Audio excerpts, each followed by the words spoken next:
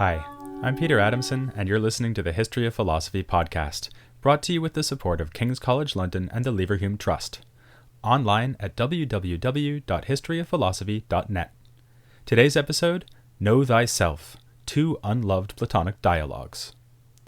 Here in the UK, there's this radio show called Desert Island Discs. They invite famous people on and ask them to say which music they'd want to have with them if they knew they were going to be stranded on a desert island. At the end, the guests also get to say which book they'd want to have with them, not counting the Bible and Shakespeare. Now, this is something I've never understood. Surely the answer is painfully obvious.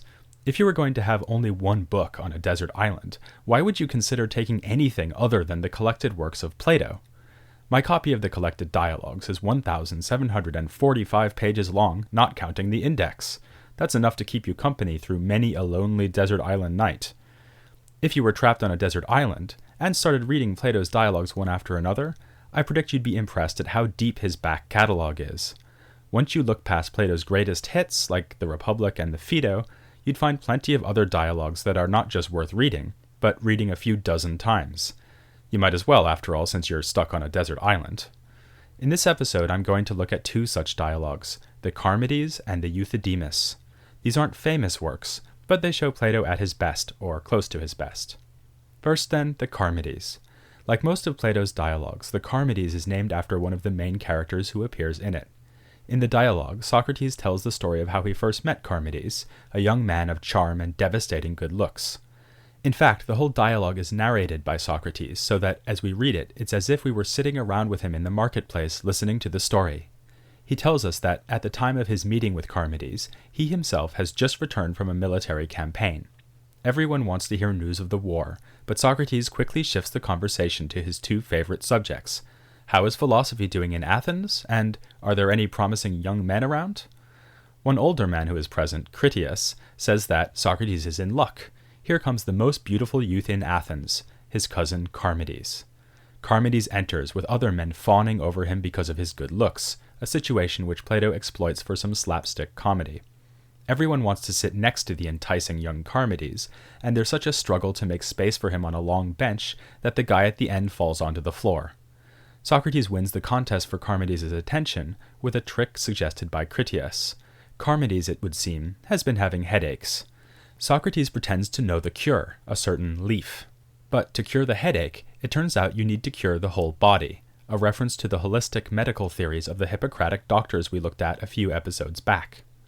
Not only that, but you need to make sure that the soul is healthy in order to cure the body. And we're often running with a philosophical discussion, intended to discover whether or not Charmides has the virtue the Greeks called sophrosune, usually translated as temperance or moderation.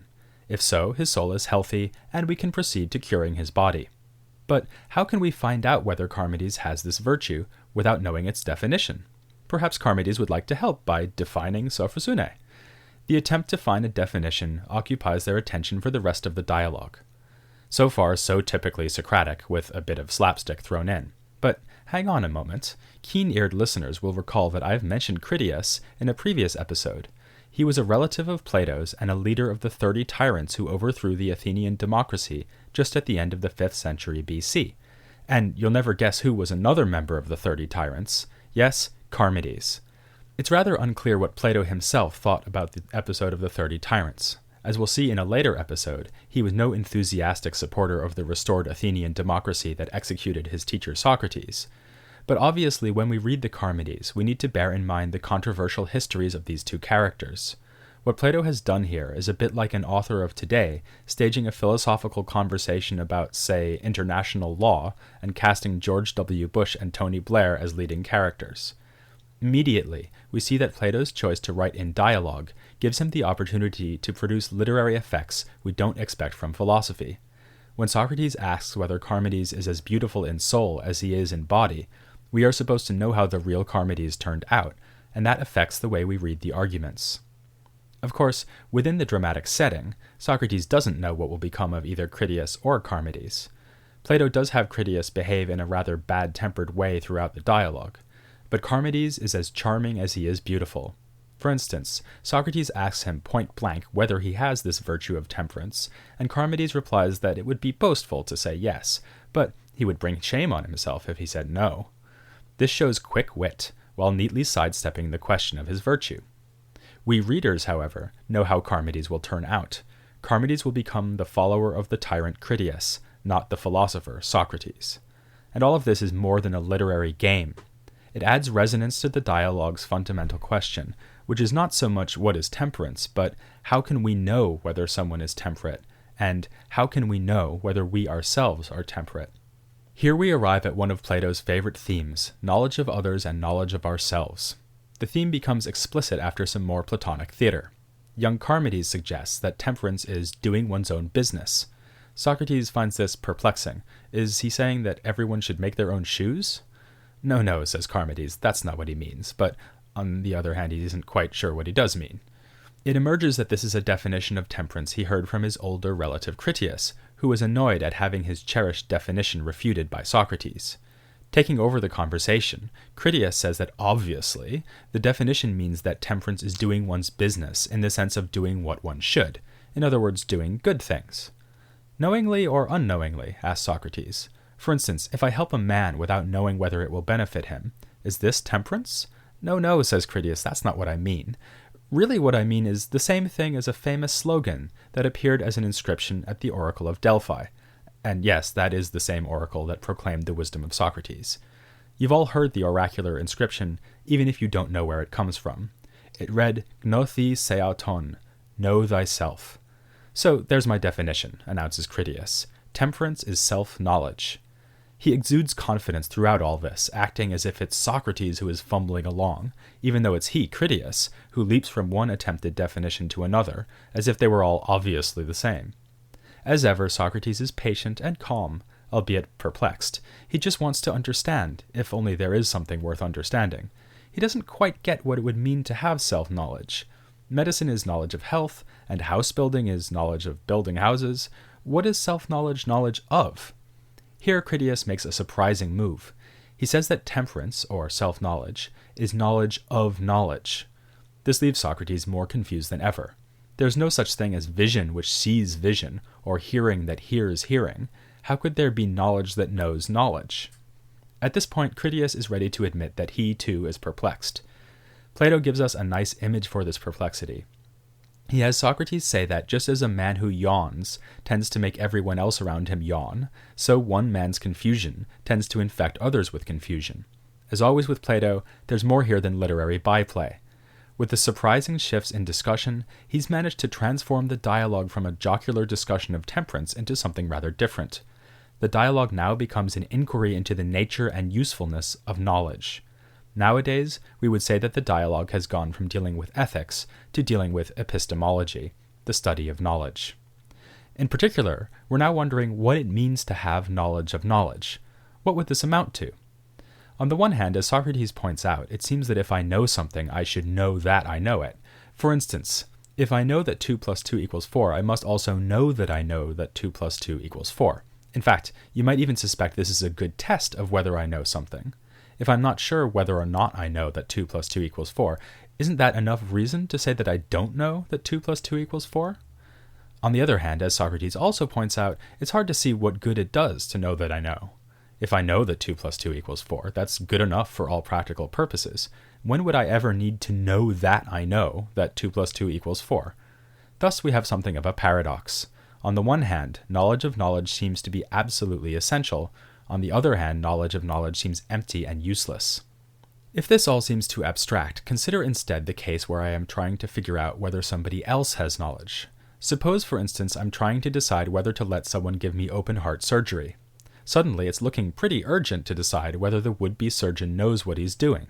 If at all possible, I'd like to know for sure whether or not he knows. So now, knowledge of knowledge looks vital.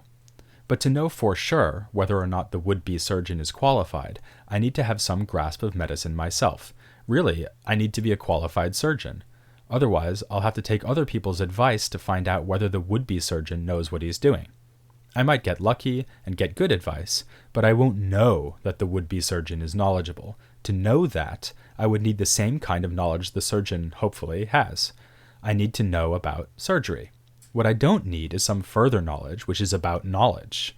So from this perspective too, knowledge of knowledge looks essential and useless. but from different points of view. Once Socrates and Critias have banged their head against this problem for a while, the dialogue ends in a stalemate, without any agreement as to what temperance, or for that matter, self-knowledge, really is. But it would be wrong to say that they and we have learned nothing. At the very least, we've been presented with numerous possible routes for further inquiry. Some of what has been said looks extremely Socratic. In particular, Socrates might agree with Critias that temperance and all the other virtues are kinds of knowledge. This allows Plato to use one of his favorite tricks. He diverts the discussion away from virtue toward a more general inquiry into the nature of knowledge. As I said, we go from talking ethics to talking epistemology. On the other hand, Socrates thinks that virtue is the same thing as knowledge, so perhaps this is no diversion at all. Plato is simply working through the implications of this Socratic thesis. If virtue is knowledge, then discussion of virtue and discussion of knowledge are one and the same. Epistemology and ethics are nowadays taught and studied as separate parts of philosophy, but if Socrates is right and virtue is knowledge, then this firm separation is a big mistake. We can find similar ideas in another unloved Platonic dialogue, the Euthydemus. As with the Charmides, the dialogue is narrated by Socrates. This time we know who he's telling the story to, his good friend Crito, who in another dialogue named after him is shown trying to persuade Socrates to flee Athens before he is executed. In that dialogue, Socrates refuses to escape, saying that he has a duty to obey the laws even when they put him to death unjustly. Are we meant to think about this episode when we read the Euthydemus? Should we think perhaps about Socrates' trial and the charge against him that he corrupted the youth? This would be appropriate because, as in the Charmides, the Euthydemus shows Socrates struggling to exert influence over a young man. In this case, the beautiful young man Socrates speaks to is named Cleinias. In the Charmides, Socrates seemed to be competing with Critias to see who would manage to exert influence over the young Charmides. The same sort of thing happens here in the Euthydemus, but this time Socrates' opponents are more fearsome than the rather doltish Critias. They are two Sophists, brothers named Euthydemus and Dionysodorus. The two brothers, it emerges, used to make a living as experts in the martial arts. They could teach you to fight wearing armor, to lead men into battle, to devise strategies in war. But they've diversified since then and become specialists in verbal instead of physical violence. They boast that they can teach wisdom and virtue, but what they actually do is bamboozle people with their bewildering wordplay and arguments. Socrates asks for a demonstration. He wants them to use their amazing wisdom to persuade Cleinias to become a philosopher and a seeker of virtue. No problem, they say, and then the sophistical fireworks begin. Euthydemus and Dionysodorus take it in turns to refute poor Cleinias. They ask him questions and show that whichever answer Cleinias gives, he will wind up contradicting himself. For instance, who is it who learns, wise people or ignorant people? Presumably wise people, and Cleinias says so. But the brothers point out that wise people already have knowledge, so they don't need to learn.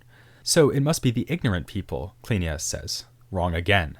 The ignorant students in any group are precisely the ones who don't learn, otherwise they would hardly be ignorant. Socrates takes all this to be mere tomfoolery, and chastises the brothers for not being serious. He offers to show what he means by persuading Cleinias to develop an interest in philosophy.